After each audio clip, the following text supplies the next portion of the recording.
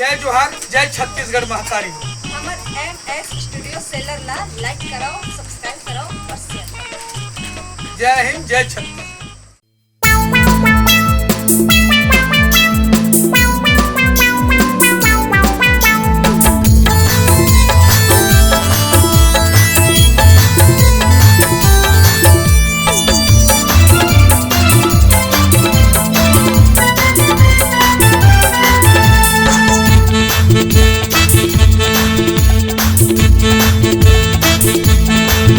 मैं बर्फ वाला आई हवो तोरे गाँव में। मैं बर्फ वाला आई हवो तोरे गाँव में। बर्फ खा के मजा जाही, बर्फ खा के मजा जाही। लेबे वो मोर नावला, लेबे वो मोर नावला। मैं बर्फ वाला आई हवो तोरे गाँव में। मैं बर्फ वाला आई हवो तोरे गाँव में।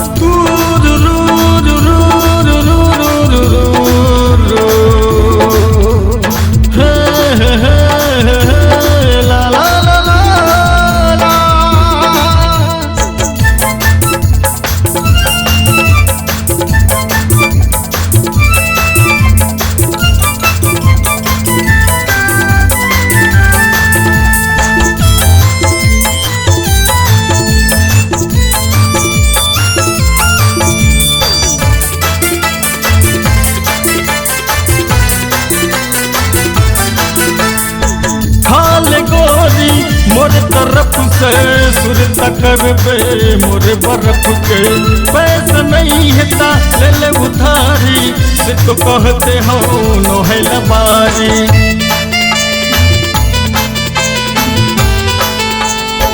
खाल गोरी मोर तरफ से सुर तकर बे मोर बर्फ के। पैसा नहीं है ले ले उधारी, से तो कहते हो नोहल बारी। भितरी ले तोर जुड़ा जाही, भितरी ले तोर जुड़ा जाही।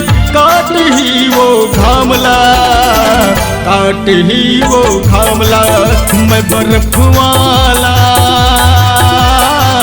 आई हवो तोरे गाँव में। मैं बर्फ वाला आई हवो तोरे गाँव में।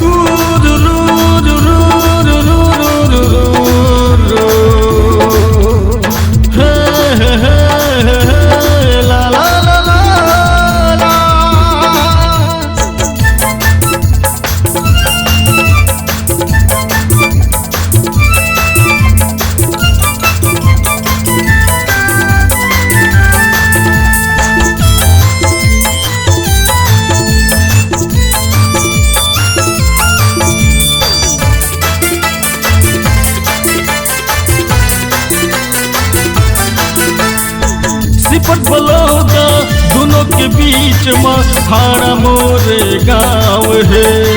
पूछते आवे तह जमारा केवल दास नाव है।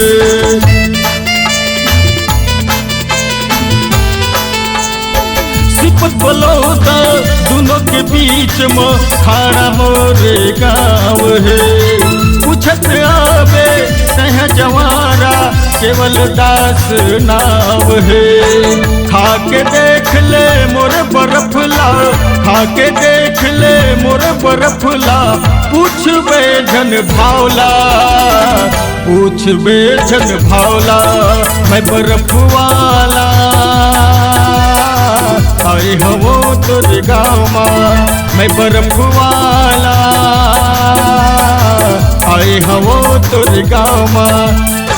बर्फ खा के मजा जाही, बर्फ खा के मजा जाही। लेबे वो मोर नावला, लेबे वो मोर नावला। मैं बर्फ वाला आई हवो तोरे गाँव में। मैं बर्फ वाला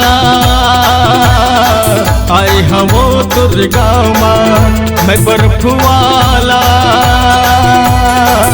आई हमो तुर गाँव माँ, आई हमो तुर गाँव माँ, आई हमो तुर गाँव माँ, आई हमो तुर गाँव माँ।